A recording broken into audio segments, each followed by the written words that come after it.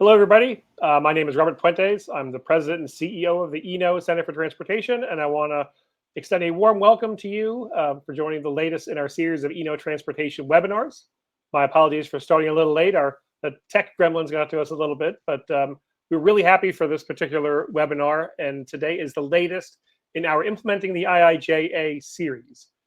We had one webinar on this a few weeks ago with Katie Thompson from the Department of Transportation, because as we all know, 6 months ago, President Biden signed the Infrastructure Investment and Jobs Act into law, and that there is an awful lot of opportunities and projects and problems to address with this piece of legislation.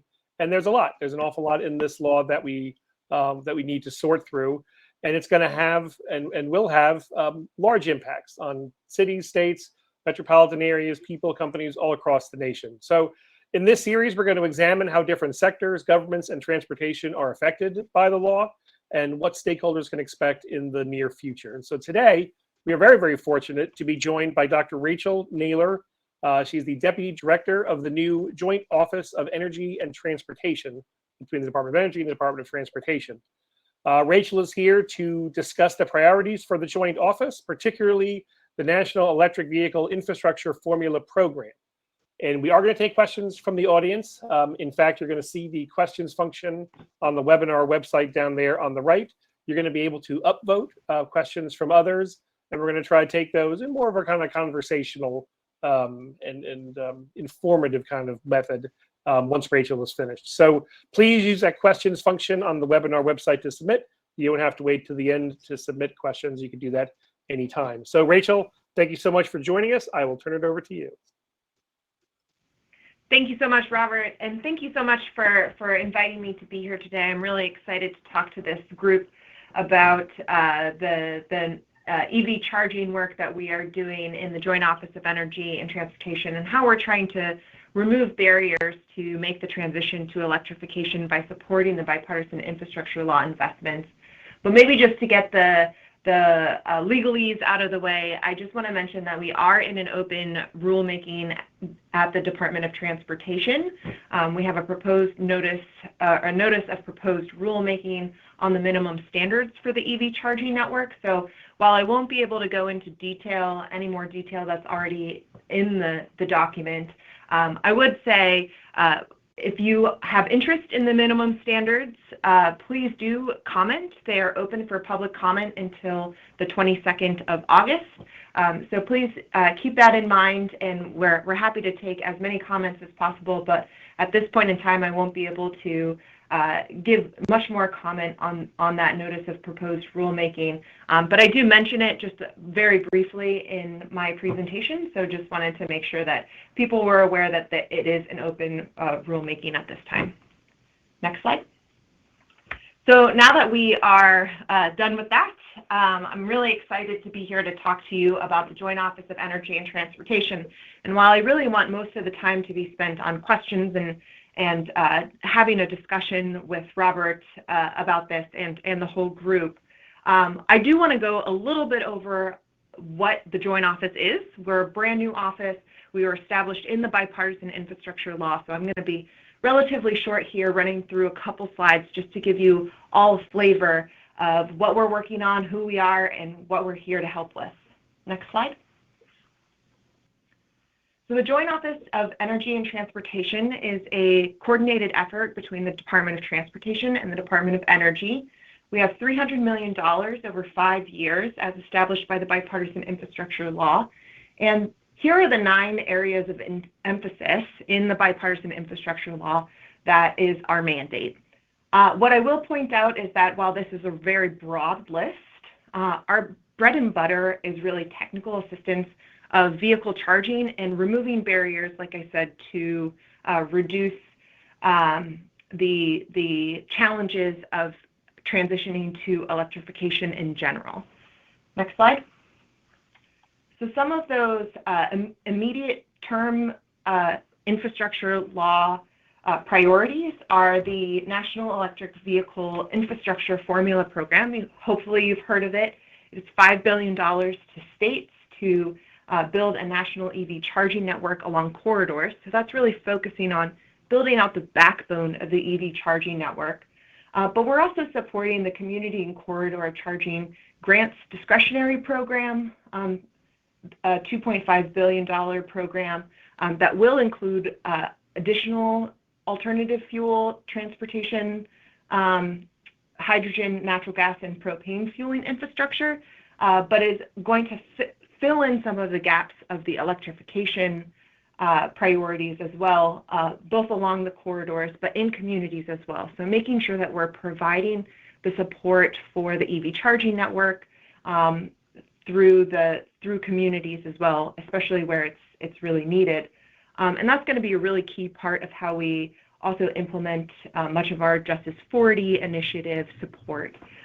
We think that a lot of it will be focused in communities, whereas the corridor charging, while we still want to emphasize Justice 40 because all of our EV charging programs are covered under that initiative, we think there's a really great opportunity for the community components of this in particular. We will also be supporting the Low No Emissions Grant Program for about $5 billion to transit bus deployments, as well as the Clean School Bus Program, which is another $5 billion to support electric school bus deployments. And one thing that you might notice about this is that each one of these programs has another agency in parentheses, either the Federal Highway Administration for the first two, the Federal Transit Administration for the third one, or EPA for the fourth one. And they're really the ones that are doing the execution of these billions of dollars of funds. We, as the Joint Office, are supporting the implementation of this.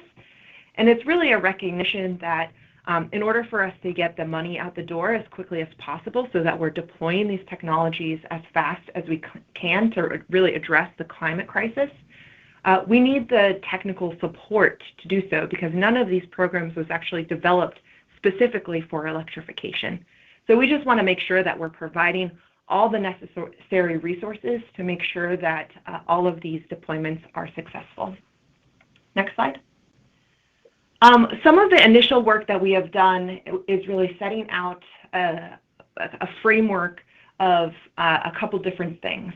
So in February, we published a NEVI program guidance to states that specifically laid out what the state EV planning process is for the Formula program. We're actually very excited that just recently we received our first state plan officially. But the due date for that is actually August 1st, and we are rapidly ramping up ways to support that effort and make sure that we are doing a really great review by September 30th, where we have to work with our federal highway colleagues to make sure that the state plans are reviewed and certified for the use of those first-year funds. But one of the great things about this program is that we're going to be reviewing these state plans on an annual basis. And the Joint Office is going to provide a function where we're able to evaluate how the program is going and ensure that we are doing this in a national way and building out a charging infrastructure network that is convenient, reliable, and equitable, and not just, state patchwork. We want to make sure that that's not happening because we want everyone to be able to drive up to a station in Ohio and have a very similar experience as to driving up to one in Nevada. So that's just a component of these important dates and what the initial guidance kind of laid out. Also want to mention that this is a part of the Alternative Fuel Corridor program. And we're not starting from scratch here. We're already in round 6 for the Alternative Fuel Corridor program and are now in a place where we actually have designated alternative fuel corridors in every single one of our states. And so we're really building out this network off of things that have been done before, either through the Federal Highway Administration, DOT overall, or even DOE as well. So we're just capitalizing on this investment of the bipartisan infrastructure law to really catalyze moving forward with electrification and making this as successful of a network as possible.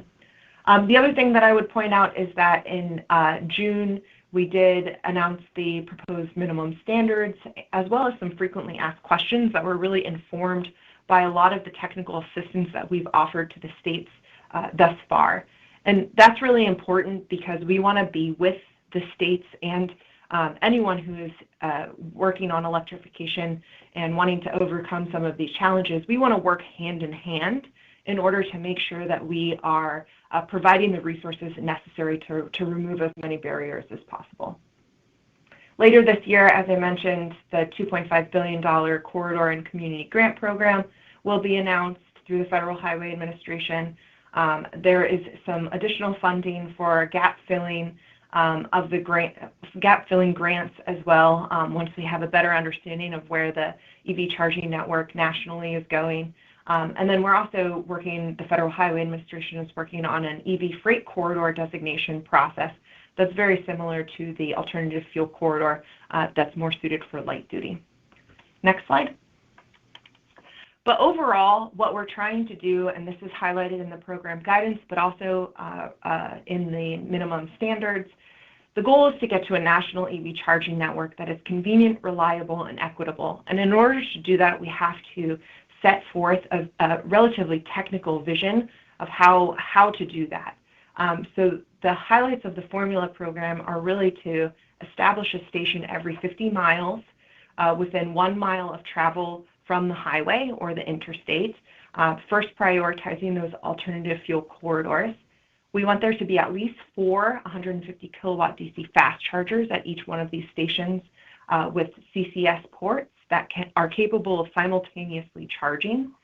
And then we have a lot more considerations around state agency coordination, utility consultation, public engagement, community engagement, like I said, Justice 40 considerations, labor and workforce as well, and then there's also cybersecurity. So certainly a lot for us to do and to take into account. Next slide. The one thing that I'd like to point out for a larger, broader group like this when I present is that one of the really important components of our program in the formula program is, although the funding is going to the state DOTs, there are eligible costs for development phase activities that does include community outreach and participation and stakeholder engagement. So while you might not be the prime recipient if you're not a state DOT, there might be ways that you can work with the state DOT in order to make this a successful EV charging network. And that's really an underlying pillar of not only the Joint Office, but the EV charging programs overall. The Joint Office really embodies the whole of government approach, bringing together DOT, DOE, as well as EPA and even USDA. We're coordinating with many other agencies. But in order for this network to be successful, we really need a whole stakeholder approach. So it's really important for us to put our money where our mouth is and make sure that that is a funded component of the programs. Next slide. So the Joint Office Technical Assistance Principles, I mentioned this already before. We're not starting from scratch here. There's been a lot of really great work done on electrification, both in the public and the private sector. And we're really trying to pull that together and connect the dots. Next slide. A couple ways that we are doing that is through some proactive and reactive technical assistance. DriveElectricgov is a recently launched website where you can get a lot more information on the Joint Office itself, as well as the guidance, proposed minimum standards. You can even see a state plan template, as well as connecting directly to the Joint Office through our concierge service, where you can contact us, get connected to a subject matter expert, and have your questions on electrification answered quickly. And then we'll also be adding supporting data and tools as they become available, as well as any other information, updated guidance that becomes available over time. For example, our frequently asked questions is also on the website. And so we'll just continue to update that to provide as many resources as possible. Next slide. I think finally, just wanted to highlight the couple new documents that are out, also available on the website.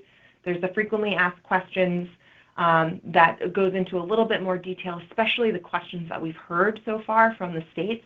And we've done technical assistance to every single state.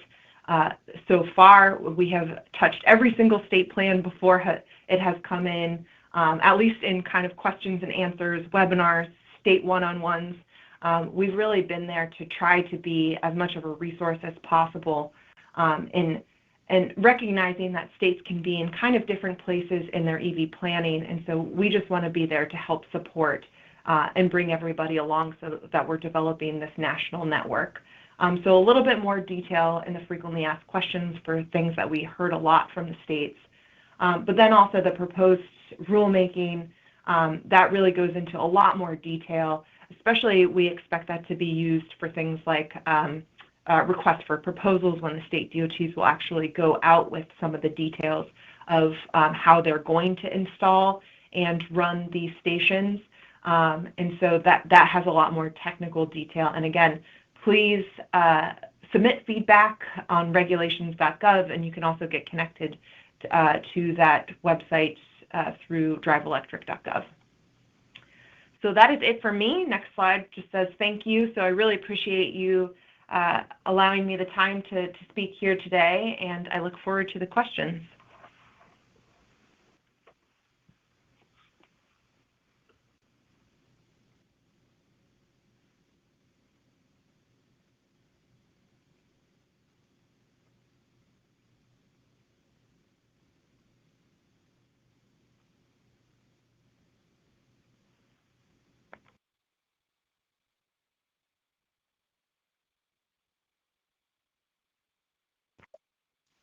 Can you guys still hear me?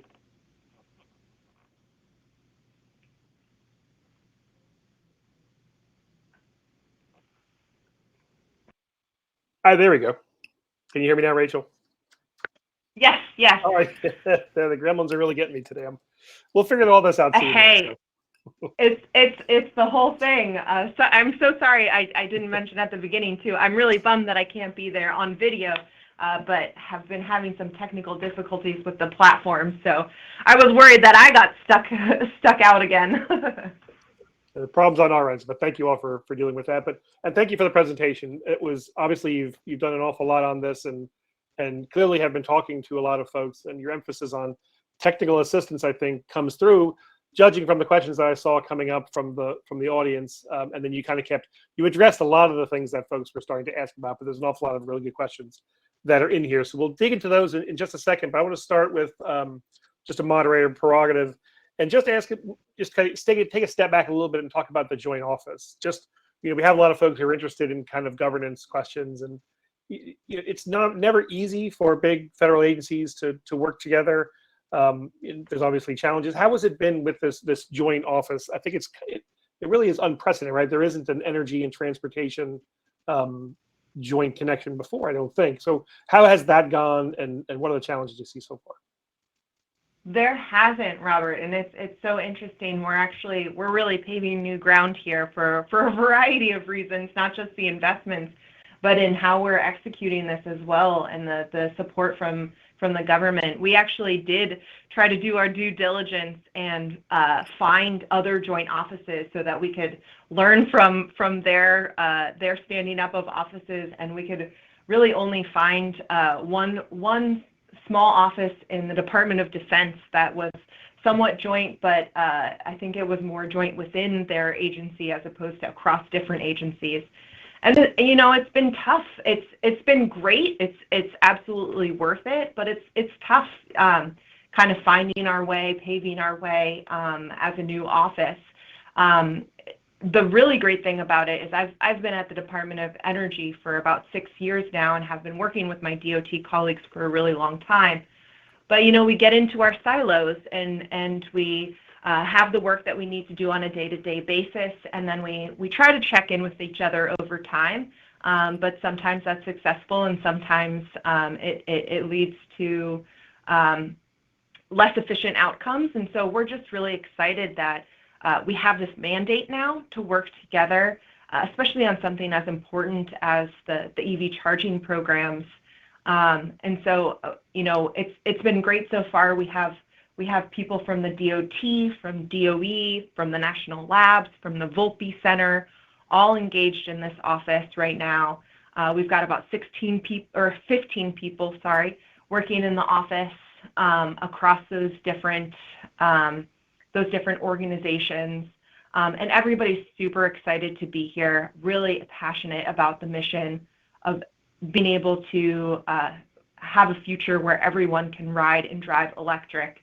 The one thing I will flag, especially if I have the platform to do so, we are starting to staff up on the federal side.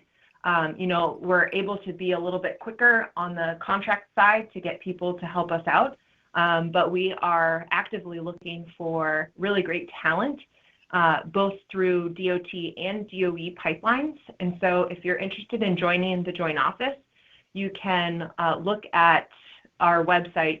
It's driveelectric.gov/work-with-us. There is the Clean Energy Corps, which is a DOE program where we're able to hire folks. So if you submit your resume through there and mark EV charging and electric vehicles as your areas of interest, you can be considered for the joint office. And DOT should be posting some job postings shortly. So stay on the lookout for that, but you can always check our website. We will continue to keep that updated for any positions that become available. Great. Thank you for that, and it's good to hear that it's going well. It's there as you said have been some attempts, and it's not easy. So that's good to know it's going well. Well, let's jump into some of the details then of the NEVI program and other things. Obviously, I think a lot of folks are very interested in the implementation piece and the technical assistance stuff that you've been talking about. And let me start with this one. So can you talk a little bit more about the equity components here? You talked about the Justice 40 alignment, but how are equity elements being considered in the process between urban and rural, disadvantaged communities, low-income neighborhoods, DBEs? Just talk about the equity component in general.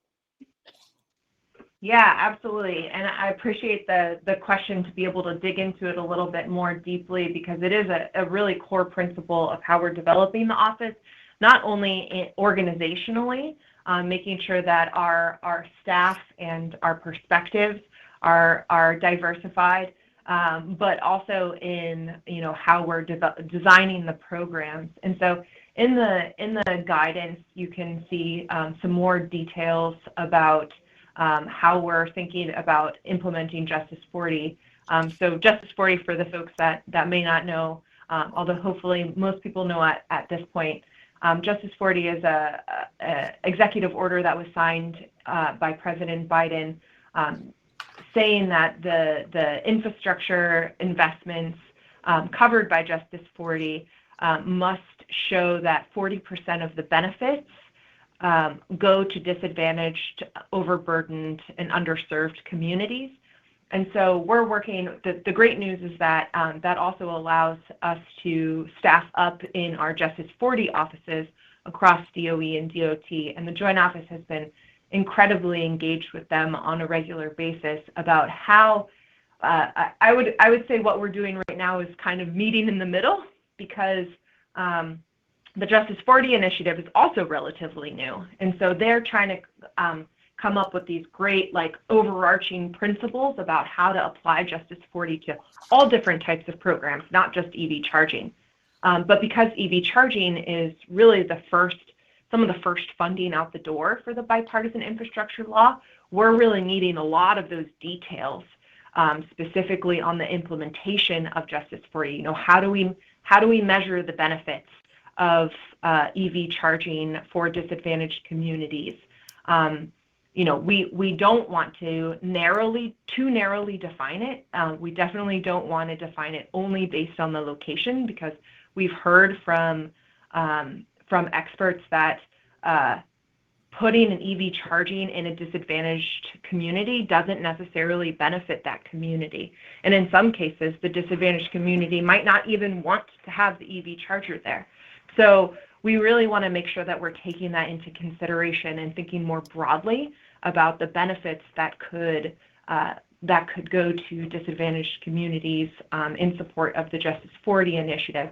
So we're working very closely with our colleagues across DOE and DOT to make sure what we're doing at the very detailed implementation level is aligning well with what they're developing as a framework for everybody under the Justice 40 program to comply with. You know, we're all working very hard at standing up both of these programs at the same time and trying to give as much information to folks as possible as we develop more details ourselves on what we think will be the right criteria for complying with Justice 40. So we got a lot of questions initially after the program guidance went out on what does it mean to comply with Justice 40. And so we actually defined a little bit more in depth what that actually means in the frequently asked questions. So there's a little bit more about what is meaningful community and stakeholder engagement, and a little bit more of the how-to. We are expecting in the state plans, which will be kind of the first feedback we get on Justice 40 implementation, to be relatively high level about what they plan to do, what each of the 50 states and DC and Puerto Rico plan to do to implement Justice 40. But our technical assistance doesn't stop there. It's not just about the planning. It's about also ensuring that they have all the information they can to be successful in their plans. And so we're hoping that we can be there right in step with the states as they start deploying their Justice 40 plans, you know, making sure that we're highlighting really good ideas, and so that the states can share those among themselves as well, and really building up some lessons learned, because not everything is going to be successful. We're not going to get this 100% right the first year, but the way that this program is structured is such that we can continue to improve on it for up to 5 years.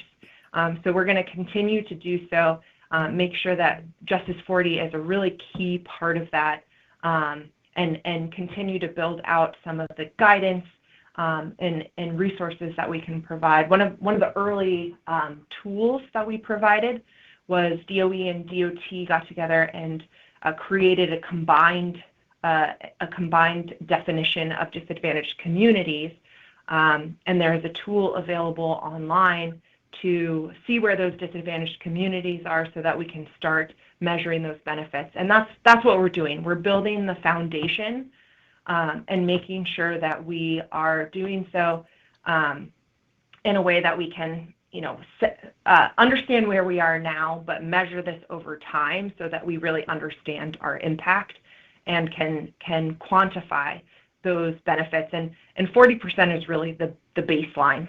40% is what is needed for Justice 40, but we want to support as much benefit to disadvantaged, underserved, and like you said, rural. Rural is a big challenge for EV charging in particular, and we want to make sure that we're bringing all Americans with us into this new transportation system and infrastructure.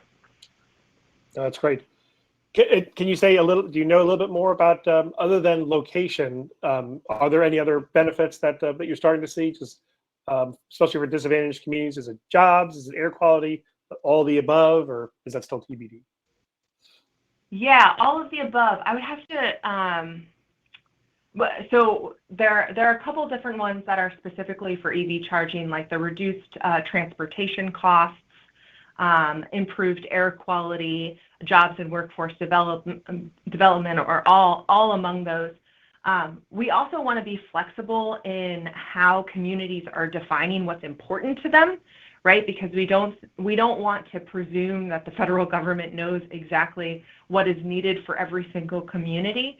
And so the actual metrics and quantifying that is something that we're continuing to develop and provide guidance on, because we want that to happen at really the community level and the state level, so that they are able to prioritize what's really important for their communities. And so a lot of the guidance that we've put out thus far is not equations or anything of like how to do this specifically, but we're hoping that by putting this, by including Justice 40 as a component of the EV charging network, that we're able to really build up a repository of how to measure benefits depending on what is important to you. So that's why we're making it a little bit more inclusive, so that we're able to really match the needs of the communities, as opposed to be heavy-handed from the top down. Sure. It's a big country, and 50 states are going to have 50 different plans, I think. And you let's touch on that very quickly. You mentioned that one state has sent in their plan already. There's a couple of questions about this. What is the state of state readiness? So maybe say a little bit more about the plans that are required. What are you seeing, and what kind of questions are the states asking as they develop those plans? Yeah, we have a lot of really great information thus far. I think the proof will be in the pudding when the state plans are submitted no later than August 1st. One of, I think, my personal favorite successes of the Joint Office thus far has been, we're a relatively small but mighty team, but we've been able to do state one-on-one conversations with each of the states that are submitting these plans. And we know that states are in different places. We've had some experience already with EV deployment, things like the VW settlement, but not all of those funds have gone through the state DOTs. And so we really want to be here to help with the capacity building. And if there are any tools, data, information that we can provide, but also tracking down a lot of the questions. So we get lots of questions. Justice 40 is a big one. We get questions on the exception process, which is part of the EV state plan process, of basically, if we can't have an EV charger every 50 miles, what can we do, type of thing. Or there's actually an exception process in which if the EV charger that you are thinking of siting in an area is actually very close to Justice 40, a Justice 40 disadvantaged community, if you wanted to move it slightly out of compliance, you would be able to request an exception to basically say, in order to support this community, we want to move this site selection slightly outside of the minimum requirement. So we are kind of hearing lots of those questions. We're hearing lots of questions about Buy America. We're working very closely with our White House colleagues and our federal highway colleagues to make sure that we're providing as clear of guidance as possible on that. So that's a little snapshot of what we've heard so far. But one of the great things is not only being able to have these conversations with every single state before the state plans come in, but a lot of the states are asking for second, third, fourth meetings with us, and that's what we want to see. We don't want to set up a system in which we put out some guidance. Each of the states goes and does their homework and submits it on August 1st.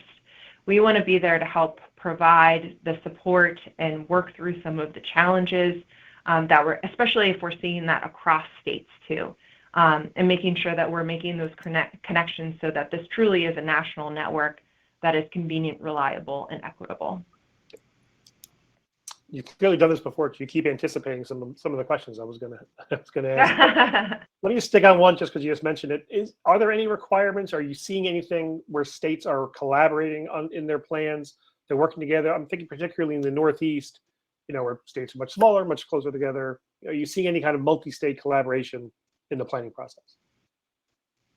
Yeah, so I think we definitely want to get there. I'll be honest that we're running at as fast of a pace as possible because we had legislative deadlines that were very very rigorous. But we also plopped this EV planning process onto the state DOTs on November 15th and then said you need to submit these plans by August 1st. So they are also under quite a bit of a crunch to try to get these state plans in.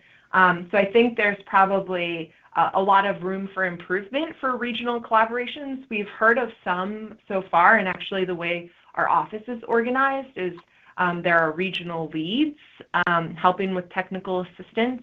And so I do think there is just great opportunity for regional collaboration. And I think that will naturally happen. And it's something that the Joint Office certainly wants to encourage because we do think that any way that we can leverage all of the efforts, and that's not just with the state DOTs talking to each other, that's one aspect of it. But we also, there's over 3,300 utilities across the U.S. and how are we going to integrate EV charging into a more modern grid? And we need to have lots of conversations with utilities about that. There's also our collaborations with the state energy offices. In some cases, have been doing a lot of the EV planning to date. And there's a lot of private investment. There are charging companies. There's Electrify America through the VW settlement that is also still deploying EV charging. And so we really need this to be a collaborative effort and really bring everybody together. So while I think the state DOT regional collaboration is a really key critical component of it and one that we hope that can blossom through the 5-year program, especially, one thing to highlight, that all of the EV plans will be publicly available on our website after they are reviewed. And so there will be a lot of people that can use this, especially this first year, as a beginning vision of how to get to the end of the 5 years and start working together to accomplish that vision and to head in the same direction, right? That's a big, I think, piece of what the federal government can do is help to pull out and make that vision and that strategy publicly available to everyone so that everyone can double down on their investments, whether they're in the public sector or the private sector. So it's really the whole stakeholder approach, certainly enabled by regional collaboration, but it's something that we want to encourage across the board. Indeed. Well, let's jump into some of these questions. And I just want to remind folks to go ahead and, if you're submitting questions, do so with the questions function there on the webinar website, and be sure to upvote other questions you see coming in, and that'll help draw them to my attention. And this isn't surprising. I think the question with the most votes here, someone is asking, do you have any recommendations for how local governments can maximize their chances on being selected for the CCC grants? Is there anything that communities can do to make themselves stand out in the application process? Yeah, I mean, there's already a lot of information published in the bipartisan infrastructure law on the discretionary program. So I would just say, take a look at that. That's what we have publicly available to share. We will be publishing, or the Federal Highway Administration is aiming to publish the Notice of Funding Opportunity by the end of the calendar year. So there will be a whole lot more information. But if you want to do your homework early, I actually do think that the formula program guidance and the frequently asked questions and even the minimum standards can give you a lot of insight into how we are envisioning the comprehensive EV programs, not just each one of these individually. So I would just say, partnerships are always good to start early. And do your homework on the documents. There's a lot of documents available, and they're all available on DriveElectric.gov. So peruse our website.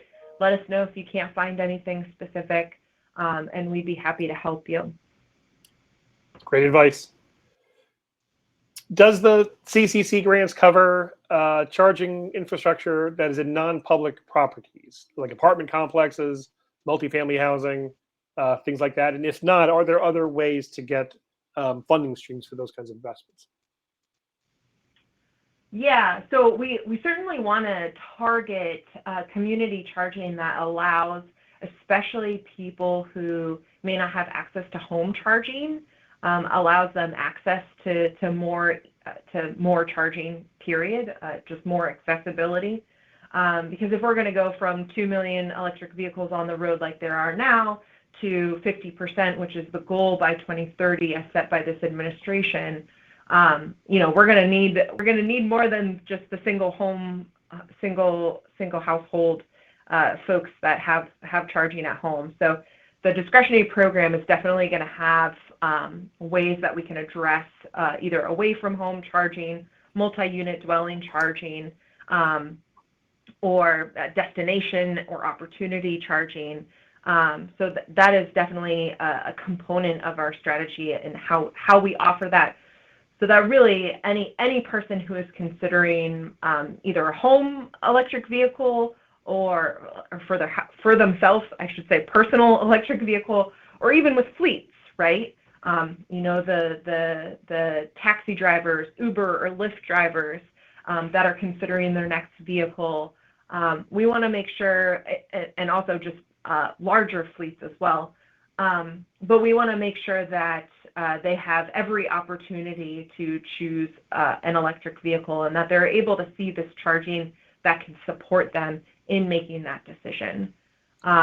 So while I'll explicitly say that private charging is probably outside the scope of the discretionary program because these are public funds, so we want to use them for public benefit.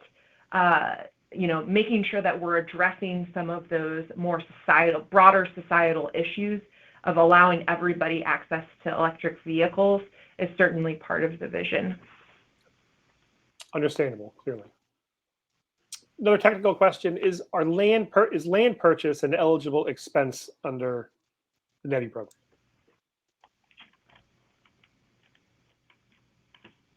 I don't remember off the top of my head, but I am almost positive that it's in the program guidance.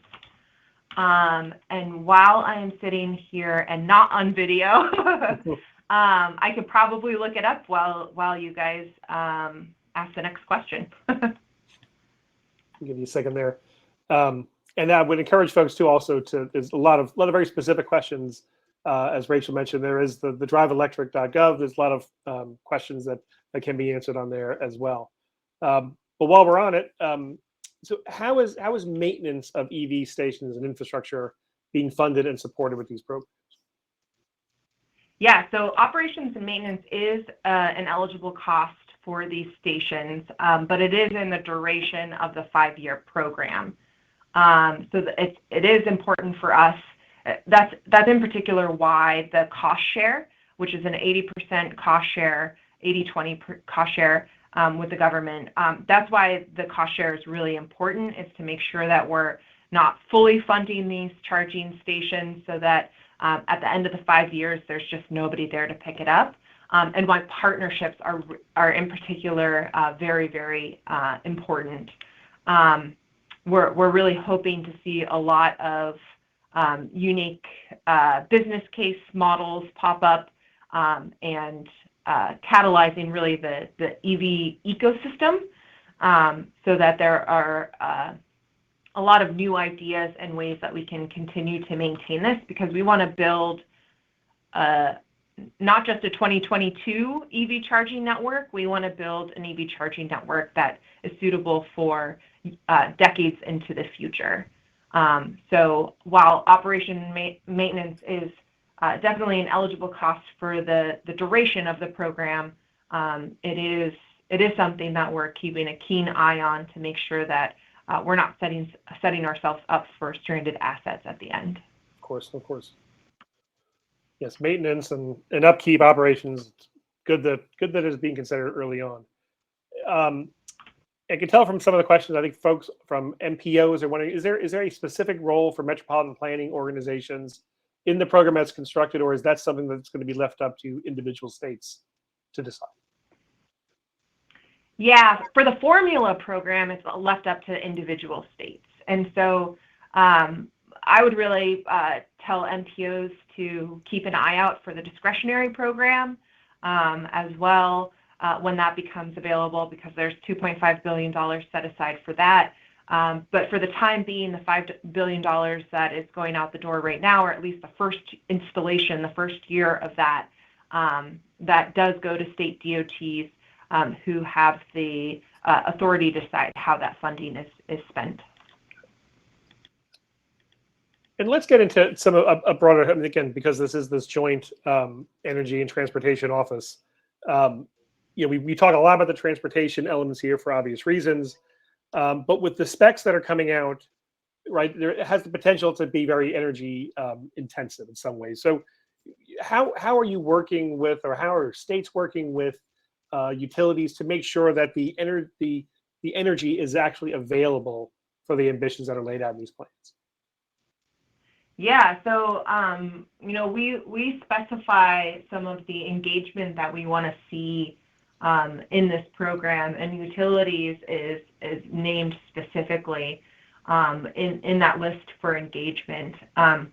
We really want the utilities to be partners in this, and although I think from what we're hearing that there's a lot of low-hanging fruit that we can provide kind of in the first, especially the first year of this program. Over time, we're going to be building out a lot of electrification capacity, and we want to make sure that the utilities are planning on that and really bought into the plans as well. So again, sharing these visions, these state visions and the national vision more publicly is a way that we can make sure that we're all coordinating on the end goal. And so it is really critical for the state DOTs in the formula program, but then also in the discretionary program as we continue to fill out some of the gaps that we are engaging specifically with utilities to make sure that they are planning their resources. And there are other bipartisan infrastructure law investments in grid modernization. We're actually talking right now with USDA, who has some really great rural utility loan programs. And so that is the critical piece that the federal government is doing, is this whole of government approach to make sure that we're providing all of the resources across the government, not just within the joint office, to leverage building out this network in the most efficient way. And so if there's any way that the joint office can help to connect those dots, we do have really close coordination already with EEI and APPA, NARUC, and many of the utility associations, because like I said, it's tough to have 52 state plans come in, but it's even more tough to make sure that all of those states are talking to over 3,300 utilities across the U.S. So any way that we're able to help connect the dots on that, we're here to do so. And so we're partnering with the associations right now to try to get that message out broad and wide, so that we are supporting utility coordination on these deployment efforts. Indeed, the ambition for the program is quite substantial. So here's a question I actually hadn't thought of before. So can local communities, whoops, it just left. Can local communities include charging stations for micromobility in their grants? Specifically for micromobility, meaning like bikes and scooters and things? Yes. So the NEVI program, because it specifies corridor charging as well as 150 kilowatt DC fast charging as a minimum, it's probably not as technically feasible for micromobility as maybe, say, some of the discretionary program, where we expect a little bit more prevalence of L2 charging and other kind of lower power levels of charging. So while we don't specifically exclude it, I think there's probably some limitations on ensuring that the DC fast chargers are specifically for, there's probably just some technical exclusions because what we're trying to do with the corridor program is build the backbone across the country for that long distance travel, for